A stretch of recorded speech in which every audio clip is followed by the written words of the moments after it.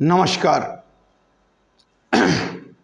बहुत दिनों के बाद जो सिलसिला टूटा था उसे जोड़ने का प्रयास करते हुए मैं फिर से आपके सामने एक वीडियो श्रृंखला लेकर आने के प्रयास में हूँ, और प्रयास में ही नहीं हूँ, लेकर आ रहा हूँ। और इस बार विषय भी थोड़ा अलग है।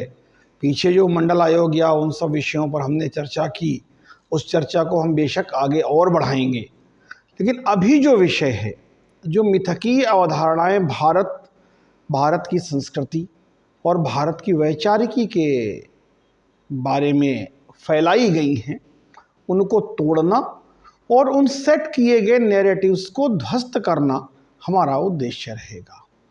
अब इसमें आप सबका सहयोग मिलेगा तो ये श्रृंखला निश्चित रूप से आगे जाएगी। सहयोग देने के लिए मैं कोई आर्थिक सहयोग मांगने की बात नहीं कर रहा हूं। सिर्फ इतना करें कि विचार का प्रवाह बना रहे। यदि आप फेसबुक के माध्यम से इसको देख रहे हैं तो इसको अधिक से अधिक लोगों तक पहुंचाने का प्रयास करें, शेयर करें। और यदि आप यूट्यूब के माध्यम से देख रहे हैं तब भी चैनल को सब्सक्राइब, लाइक करके इसको आगे बढ़ाने का प्रयास करें। आज जो हम जिस विषय को लेकर श्रृंखला शुरू कर रहे हैं, अब कितने एपिसोड बनेंगे पता नहीं है, परंतु प्रारंभ आज से हो रहा है। ये श्री गणेश हम कर रहे हैं। प्रतिदिन हम कोशिश करेंगे कि एक एपिसोड आपको देते रहें जब तक कि ये विषय पूरा समाप्त नहीं हो जाता। विषय है कि डॉक्टर भीमराव अंबेडकर ने एक पुस्तक लिखी जिसका शीर्षक था हु आर शूद्रास, शूद्र कौन थे। मूलतः वो अंग्रेजी में लिखी हुई पुस्तक थी।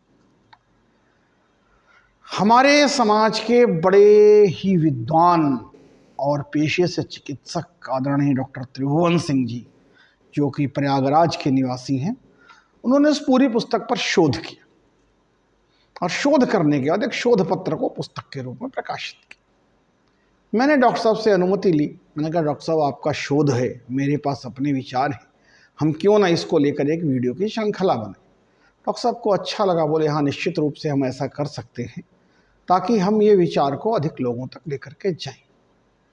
तो कुछ उनके शोध पत्र को लेकर के, कुछ अपने विचार को लेकर के मैं ये श्रृंखला लेकर के आपके सामने आया हूँ, इस आशा में कि आप निश्चित रूप से इससे कुछ ग्रहण करने का, इसको आगे बढ़ाने का और सेट नैरेटिव को ध्वस्त करने का प्रयास करेंगे। अब दरअसल लेखन क्या होता है, शुरू करते हैं हम एक उदाहरण से। पंडित नेहरू ने एक किताब लिखी, डिस्कवरी ऑफ इंडिया, भारत की खोज। तो क्या भारत की खोज पंडित नेहरू ने की? नहीं। तो